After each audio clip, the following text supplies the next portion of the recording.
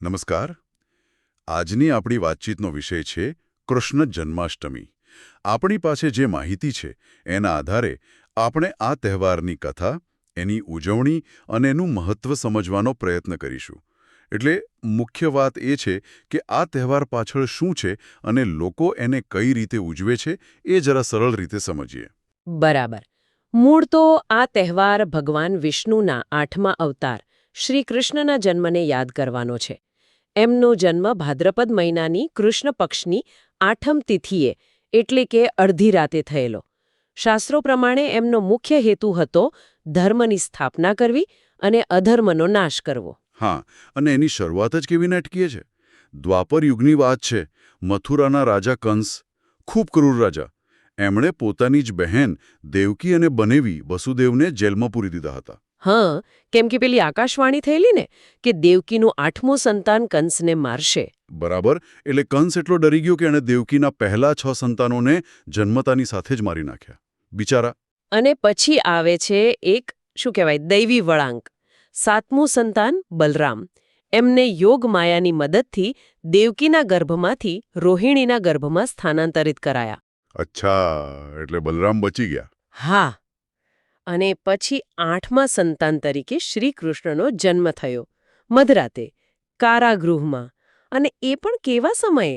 મુશળધાર વરસાદ, તોફાન, જાણે પ્રકૃતિ પોતે એમના આવવાની જાણ કરતી હોય. અને પછી જે થયું એ તો અદ્ભુત જ કહેવાય. વસુદેવ નવા જન્મેલા કૃષ્ણને ટોપલામાં મૂકીને એ તોફાની યમુના નદી પાર કરીને ગોકુળ ગયા. ત્યાં નંદબાબા અને યશોદાને ત્યાં મૂકી આવ્યા. હા, અને ત્યાંથી એમની દીકરીને લઈ આવ્યા. એ દીકરી એટલે યોગમાયા પોતે. એમણે જ પછી કંસને કહ્યું કે તને મારવાવાળો તો જન્મી ચૂક્યો છે અને સલામત છે. આ યમુના પાર કરવાની વાત છે ને, એ હંમેશા મને બહુ એમ થાય કે કેવી રીતે શક્ય બન્યું હશે. શું એ ખાલી ચમત્કાર હતો? જુઓ, એમાં બંને વસ્તુ છે. વસુદેવની હિંમત અને પિતા તરીકેનો પ્રેમ તો ખરો જ, પણ સાથે સાથે જેલના દરવાજા આપોઆપ ખુલી જવા, ચોકીદારોનું ઊંઘી જવું, યમુનાનું શાંત થઈને રસ્તો આપવો, આ બધું દૈવી મદદ સૂચવે છે. એટલે એમ કહી શકાય કે માણસના પ્રયત્નો અને ભગવાનની ઈચ્છા બંને ભેગા થયા. અત્યાચાર સામે આશાનું કિરણ. ખરું. ખૂબ પ્રેરણાદાયક વાત છે. તો હવે ઉજવણી પર આવીએ. આ દિવસે લોકો શું શું કરે છે? ઉપવાસનું મહત્વ તો છે જ ને. હા, ઉપવાસ મુખ્ય છે. ઘણા લોકો તો પાણી પણ નથી પીતા, નિર્જળ ઉપવાસ કરે છે. ઘર અને મંદિરોને સરસ રીતે શણગારવામાં આવે.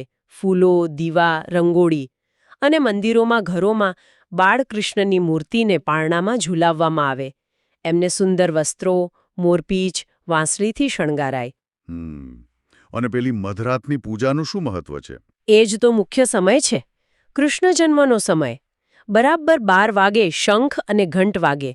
ભગવાનનો અભિષેક થાય પંચામૃતથી, એટલે કે દૂધ, દહીં, ઘી, મધ અને ગંગાજળ.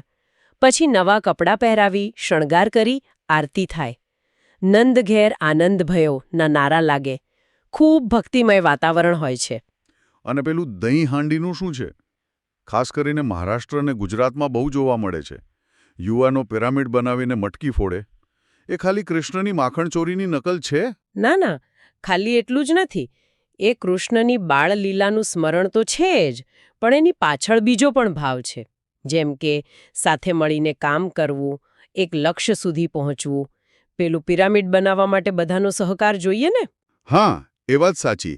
સહકાર અને એકતા. બરાબર.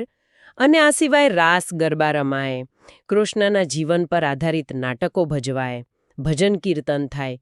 આ બધી ઉજવણીનો હેતુ ખાલી આનંદ મેળવવાનો નથી, પણ કૃષ્ણના જીવનમાંથી પ્રેમ, ભક્તિ અને શું કહેવાય ધર્મનો સંદેશ લેવાનો છે. પ્રસાદમાં પણ પેલી પંજરી, માખણ મિશ્રી, ફળફળાદી, જે બાળકૃષ્ણને ભાવતું હતું એ ધરાવાય. એટલે આખો તહેવાર ભક્તિ અને સંદેશથી ભરપૂર છે. ચોક્કસ. આ તહેવાર આપણને સત્ય, ધર્મ અને પ્રેમના રસ્તે ચાલવાની પ્રેરણા આપે છે. ગીતામાં કહ્યું છે ને કે જ્યારે જ્યારે ધર્મની હાનિ થાય છે, અધર્મ વધી જાય છે, ત્યારે ભગવાન પોતે આવે છે. તો જન્માષ્ટમી એ વાતનું પ્રતીક છે કે ભગવાન હંમેશા ન્યાય માટે આવે છે. એ આપણને એક આશા આપે છે. બરાબર. અંતમાં એક વિચાર આવે છે. આપણે આજે કૃષ્ણની બાળલીલાઓ પર બહુ ઊંડા નથી ઉતર્યા, પણ એમણે કંસને માર્યો એ પહેલાં ગોકુળ વૃંદાવનમાં જે બધી લીલાઓ કરી, પૂતના વધ, કાલિયા નાગને નાથવો, આ બધી ઘટનાઓ એમના અવતારનો જે મુખ્ય હેતુ હતો, દુષ્ટોનો નાશ અને ભક્તોનું રક્ષણ, એને કેવી રીતે પહેલેથી જ સ્પષ્ટ કરી દે છે, નહીં? હા, સાચી વાત છે. એ લીલાઓ દ્વારા એમણે સંકેત આપી દીધો હતો કે તેઓ શા માટે આવ્યા છે. એના પર ચોક્કસ વધુ વિચારી શકાય. ચોક્કસ. તો આપણી આજની ચર્ચા અહીં પૂરી કરીએ.